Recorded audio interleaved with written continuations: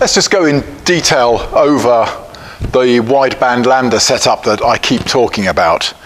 Now this is how we set up all our cars. It means that we can guarantee when we hand over to the customer that the car is well behaved on the open road, whereas you'll tend to find 90% at least of all rolling roads will hand over a car that is excellent at the red line and often pretty abominable everywhere else.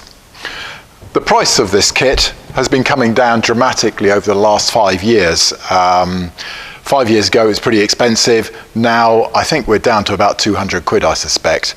So it's still quite expensive from an individual owner's point of view, but from a garage's point of view, it's just nothing. It disappears immediately. So let's have a look. We get all our kit from triggerwheels.com on the internet. I'm sure there'll be other outlets, and that's the kit I'm going to be talking about. So let's start at the bottom. At the bottom, we have the sensor itself, the wideband Lambda. Now, what is the difference between wideband and what you expect to see on your latest Subaru or Ford? On those cars, they have a very narrow bandwidth. They're just looking for immediately either side of stoichiometric running. And anything that goes off rich or lean of that, the ECU then has a feedback system to bring it back to where it wants it to be. Carburetors, we deal with a much broader range. We're nothing like that tight, and therefore we go for a wideband lambda that allows us to see all the way down to about an air-fuel ratio of 0.7, all the way up to 1.3 if the engine will run that lean. So that's what a wideband lambda is, as opposed to a regular modern car's lambda sensor. So that's at the bottom. Then we plug in the controller, which from triggerwheels.com at the moment is either a 2J2 or a 2J9, and that plugs into there. Our power supply is simply a clean 12-volt system, and that plugs in to there, and we use the cigar lighter in the Volvo. Output, so this is the exciting bit. Either you can wire in your output to an ECU if you're running fuel injection, so you can use this set of terminals here, or of course you can use this to feed into your laptop if that's what you're going to be using. But almost all the time we simply use a gauge itself. So that plugs into there, and we have our preference, the LX1 readout. Now carefully read the instructions when you get this, because your first task on receiving it is to calibrate the sensor to the controller. And that is by means of this button here, the auto cal, and you do this with the sensor in free air. So do not fit this to the car and then calibrate. You must do this in free air. Okay, so let's calibrate this then. Off with the sensor's cover, hook the sensor up to the controller, and plug the controller into 12 volts.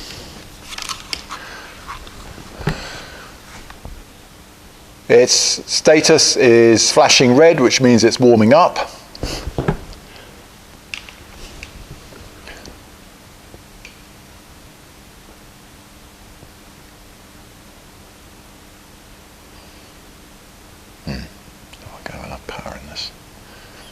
And there we are, we're ready with a constant red. So now I press and hold auto cal .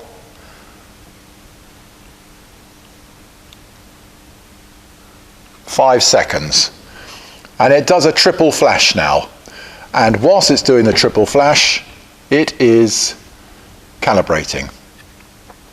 So we wait until that triple flash disappears.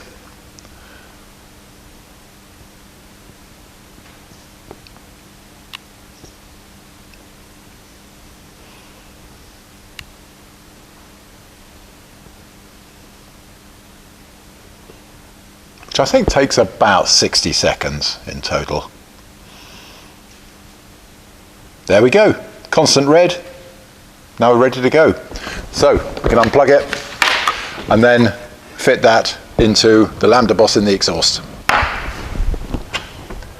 Okay, so as I've covered in one of my other videos, here is the stainless steel Lambda boss with a nicely stepped inner and the shoulder on which you weld, and its plug. So we simply drill as close to the collector of the exhaust as we can into the exhaust and MIG weld that in, and then in goes your Lambda sensor, and feed the cable up to the top.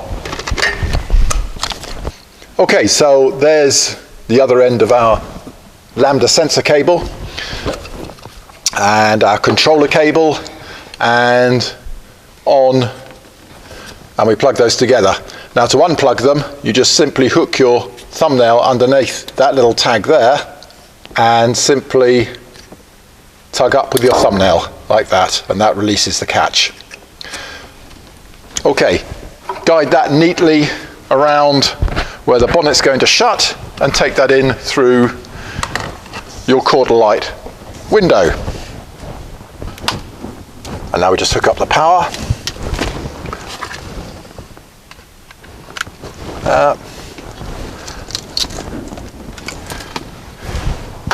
And there, and our display. There we go. Okay, so when we switch the ignition on, it'll go into a heat mode,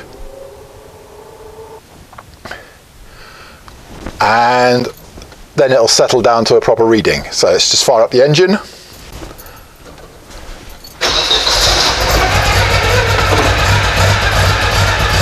Okay, and that is actually true Lambda readout. If we press this left hand button, there, we get air-fuel ratio, which is slightly easier to work with. Now, 0.83, that's good enough for idle startup. The engine's a bit cool at the moment. If I just raise the revs,